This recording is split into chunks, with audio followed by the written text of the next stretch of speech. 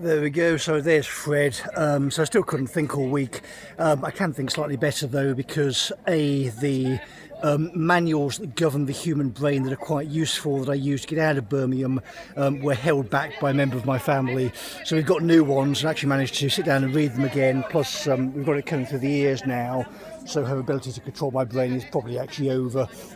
Last time I checked, the living one is still attempting to turn up here and make demands, but is not complying in terms of basic adult behaviour or security, so she can bounce around and do as she pleases. But the current position is, this is Sunday morning. It's quite peaceful for Edinburgh at this time of day. We're close to 10:30 on a Sunday. Normally you'd have to sort of fight through the crowds up here to bounce through this sort of bottleneck here. The entrance isn't really wide enough for the crowd to want to come in, so it's a bit of a crush in the mornings at the moment. If only to come back in November, December, January, February time, it would have been a lot easier to see her sort of walking up here or dawdling up here with whatever she's doing, and cutting her head off once she managed to get up the steps. The problem basically is, for fairly obvious reasons, the law cannot now run. So following the forced apology, so again, this is classic tactics. Organisation is forced to apologise, therefore has culpability, therefore you owe us, is classic mafia shakedown tactics. So the head of West Midlands Police, the first thing he did on getting to the job after, again, Max Corlin supposedly come in with a political advisor and this has hit the press, is to capitulate. Right, his first action is supposedly an enforcement for Birmingham, but of course the actual enforcement for Birmingham is people turning up anyway without riot gear, stab vests, dogs, this kind of stuff, because you're doing domestic checks, aren't you? So you don't turn up in tank mode every time. You're generally trying to speak with somebody who's already quite frightened of you and doesn't want to talk to you. So coming in a more pleasant and friendly apparition to their door is generally advisable as a first point. The problem is that digitally that wasn't happening. So my initial introduction to you may not be, hello sir, good morning, how are you? It's, well, hi, I'm gigantic and scary, I'm coming through a screen at you and I'm about to attack you because of things you don't really understand because we haven't actually been doing our jobs. So if I were to be going into the court, looking at casework, I would be saying this to the judge, well, this shouldn't have ever gone through, but of course the amount of shouldn't have gone through then got reduced to this isn't going through, then this isn't going through, went down to, well, we can't really put any of them through because the case management standards are so low, and we then get to, well, the case management standards are so low because criminals have gained access to the department, are siphoning off money for themselves in a friends and family session, and have deliberately destroyed the department, so there is no accountability and therefore no incentive for people to actually manage their own localities based on whatever pittance they're given by central government based on this debased currency to house people who are now attacking us. So again, that's quite a run-on statement for people receiving their paycheck from the police of Birmingham whenever it next come in, if you've said nothing for the past 6 years. So there's one of the worst tragedies in British history. So a number of British children get violently attacked and murdered in a particularly savage fashion. To start the show. This happened because of effectively a Radio Rwanda type effect. So Rudy Cabana, of course, came from that part of the world where the technology around us is used to say, well, go and kill my tribal enemies, and that happened. So while that was being pumped out by Darren Canning and his associates into the British public body, people like that coming across the border illegally were being told by people like Varney explicitly, because we challenged him, no, come here, rob people, try and kill people, do as you please, and this will have the entire backing of the British state. So that was coming through our laptops for 6 years. It hits the press, so we get stuff out explaining Naylor's behaviour. The conversation with our information handoff guy is basically giving him screenshots saying, look, they can try and claim this is voluntary all they like. Look at the levels of coercion on these images, and if you work for this organisation, would you turn this down if you didn't know explicitly what this was, knew it was poison, and were going to A, get it off you, and B, then try and get it away from your colleagues once you've managed to stand up and realise what was happening. So we have then in the chain then changing the whistleblowing policy at the officer solicitor level, but that was then saying, well, people are going to struggle to get access to directors, but is that internally or externally? So people internally need more access to directors, so we can say to our directors, sorry mate, you're fucking up. These people shouldn't be here, they should be removed, they're not qualified and they're dangerous. So if you can't have these conversations with Tim Saville, who again is responsible, would logically be responsible above me for security, because he's got a director level responsibility, goes to jail if people get hurt. You can go and interview Saville under caution about a whole range of stuff. There's two brains that are going to be gold mines in our department still after Bishop left, mine and his. So I attack people on his behalf, so it's assumed by the court that relationship is I'm the junior party effectively, so the department is so well run that I'm just a sort of a piranha effectively. You tear off the dead skin and let the living stuff go through.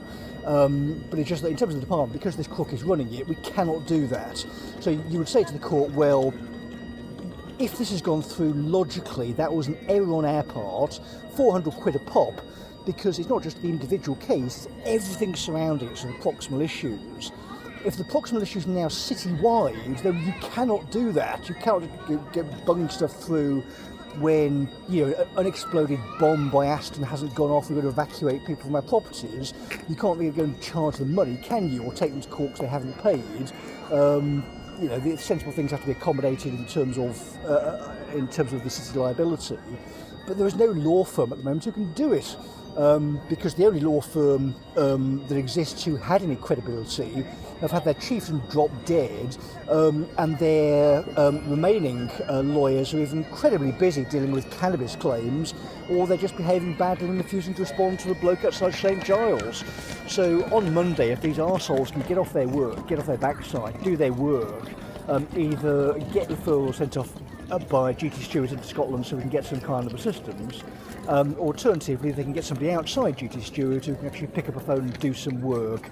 I think your first problem is, I'm speaking to West Midlands Unison and Jack Kay, so Slater and Gordon I think said exhaust your union options before coming to us, so Jack Kay is apparently has gone off to the NEC and is coming back with his adjudication on Unison's conduct, I'm sure, for his long-term member, the behaviour of David Hartley and Carolyn Johnson, their dishonesty and that sort of thing. I want all these matters are quickly resolved with the pace of someone who respects the family after my father's death. Birmingham Unison can atone for their sins in going along with this pogrom and attacking our staff as well. So we'll send this off into the servers bright and early. No, we'll send it off right now, actually, screw these people. They've got an amnesty because it's Sunday until Monday morning, so if police see these people, you can give them a break for today. But bright and early again, Roney, Southall, Canning, any of these people, Fern, just point them out to police, say, well, look at this kind of stuff. Birmingham's court officer was sitting in Edinburgh saying, well, so from never until now, normally we pull the police out all the time, and suddenly we have a leisure centre manager behaving badly and getting a lot of little crooks to go along with her because she can't do her job, and the department is now going to be audited at some point because we're not going to let people in a vulnerable state be in her so-called care. Southall, for the record, has repeatedly attacked me. She's attacked vulnerable people in front of me and my colleagues. Because of that and her failure to run the department, she could be interviewed under caution about the running of it. She can be separated along with Tracy Halsey, who could be interviewed under caution about employing her own children, and that again could be a conversation with Tim Saville. Out of this, there are personal damages, and there are damages to my current and former colleagues as to how she's behaved. But once she's been removed from the department and properly sanctioned by the organisation, we've then got a lot of vulnerable people who still need help. The housing has still got to run properly, but the House is now not going to be, we're not going to ignore you if your account is bouncing back and forwards. We're going to be proactively talking to you to help you, to pull you out of the gutter, make sure you've got savings and work and that kind of thing, and we're going to do that because it's our area of the city. So we run it. Someone like me would go back to running, Druids Heath or Yardley. I would work at the stage with a couple of people to help me, and it's down to my judgment whether we attack you or not. So it'll be checked off by a court service, someone in the court service, just as a line of defence, but the decision is made by the housing officer, so it's going to go back to that kind of affair, actual local presence, an actual person, and this hiding behind plastic stuff will never happen again. So Birmingham is going to be used as an example as to what happens if you try these kind of little games to steal money from the public. Doesn't matter how many years you've got away with it, when the auditors come in, all that money's been taken away by criminal proceedings, and whatever ill-gotten gains you've got are going to be taken away. So I hope Halsey, Southall and co are enjoying whatever loot they've got. It's probably going to be audited at some point. My loot has been dedicated to building an information pipeline so we can help Brummies in times of need. We haven't been paid for doing this, but where there's a will, there's a way. And the office is still open. If any of these little crooks want to come up to Scotland, go into this building over here and explain their behaviour, then they're welcome to. I don't have to explain why officers are being attacked with weapons in the street, because we've been trying to stop it for 6 years. And it hasn't worked, unfortunately. So we're trying something new, as Helen did suggest at one point, which is killing the managing director from Scotland via an entirely just and fair process. But good luck to her as well going into Monday.